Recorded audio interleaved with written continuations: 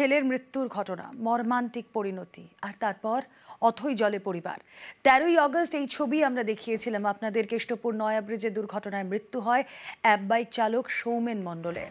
সৌমেনের উপার্জনেই চলতো গোটা সংসার, আর উপার্জন না থাকায় চেয়ে চিনতে কোনো মতে দিন গুজরান।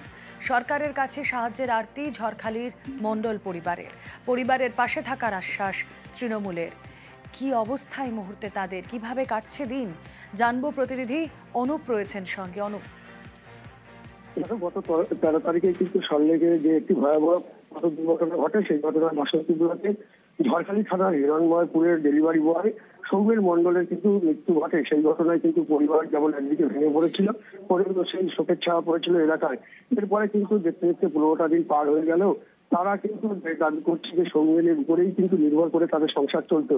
বাবা পরিযায়ী শ্রমিক ভিন রাজ্যে কাজ করতেন, ছেলের আকস্মিক মৃত্যুর খবর শুনে সে চলে আসেন এবং সেখান থেকেও কিন্তু টাকা পয়সা না পাওয়ায় কিন্তু তার সংসার চালাতে দুরূহ হয়ে যায়। এরপরে কিন্তু গ্রামের মানুষজন তাদের কিন্তু জানায় বা তারা পাশে থাকে এবং তাদের কোনোভাবেই দিন গুজরান করতে হচ্ছে এবং সেই ঘটনায় কখনো একবেলা খেয়ে কখনো আরেকবেলা না খেয়ে তাদের কিন্তু এইভাবে দিন কাটাতে হচ্ছে। এই ঘটনার খবর পায় বাসন্তী ব্লক তৃণমূল কংগ্রেস এবং তারা কিন্তু খবর পেয়ে তাদের পাশে থাকার আশ্বাস দিয়েছেন এবং যত রকম সাহায্য করা যায় ব্লক সমস্ত উন্নয়ন আধিকারিক তিনিও কিন্তু তাদের পাশে থাকার এবং বিধায়ক তিনিও কিন্তু তাদের পাশে থাকার আশ্বাস দিয়েছেন এবং তাদের সহযোগিতা সম্পূর্ণভাবে করবে বলে তেমনই আশ্বাস দিয়েছেন। বেশ,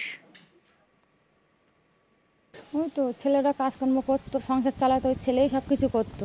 ছেলে চলে গেছে, আমাদের সংসার চালানোর কেউ নেই, সংসারটা ভালোভাবে চলছে না। ওই খাওয়া পড়া হচ্ছে, দিন খাওয়া চলছে, ধার ধানা করে চলছে। ছেলের বাবা কি কাজ করে? ছেলের বাবা ওই মাঠে ঘাটের কাজ, চাষবাসের কাজ করে। কোথায় কাজ করেন? অন্ধারায়। সংসার কিভাবে চালাচ্ছে? সংসার ওই তো চলছে না তো ভালোভাবে সংসার। ছেলে তো আমার আর আসবে না, যে ইনকাম করতো সে তো আমার চলে গেছে। আসবে বলে বাড়ি আসলো না, আর আসিয়ে বাড়ি এসলো। আমার তো জীবনটা হারিয়ে গেল। কেউ আপনাদের পাশে নেই? পাশে আমাদের কাছে কেউ তো এই পর্যন্ত আসেনি। আর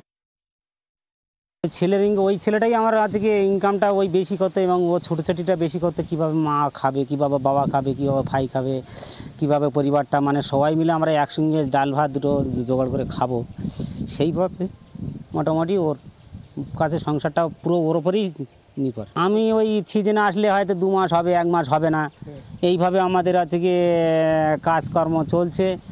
ও যে মেরে দেবে, আজকে একটা সিঙ্গেলে দাঁড়িয়ে আছে একটা মানুষ, আর একটা গাড়ি গিয়ে সেও তো দাঁড়াবার নিয়ম, কিন্তু সে তো দাঁড়াচ্ছে না, তাকে মেরে দিয়ে মানে পালাচ্ছে। মানে তো প্রশাসনের তো দরকার এগুলো মানে ধরার জন্যে। যে পরিবারটা এই যে মর্মান্তিক ঘটনা ঘটে গেছে, অ্যাকচুয়ালি আমরা যেটা জানি যে ওই পরিবারের ওই যে ছেলেটা যে মারা গেছে সেই উপার্জনশীল ব্যক্তি। আমরা দলের থেকে আমরা ঠিক করেছি, আমরা কয়েকদিন আগে আমরা বিষয়টা নিয়ে আলোচনাও করেছি যে ওই পরিবারটা যেহেতু আমাদের দলের একদম অন্ধ সাপোর্টার, তাহলে ওই পরিবারের পাশে আমাদের দাঁড়াতে হবে। সেভাবে আমরা ঠিক করেছি আজকে বিকেল 4টের সময় ওই পরিবারের বাড়িতে আমরা যাব। আমরা পরিবারের হাতে আমরা আমাদের দলের পক্ষ থেকে যতটুকু অর্থ পারি আমরা তার হাতে আমরা তুলে দেবো।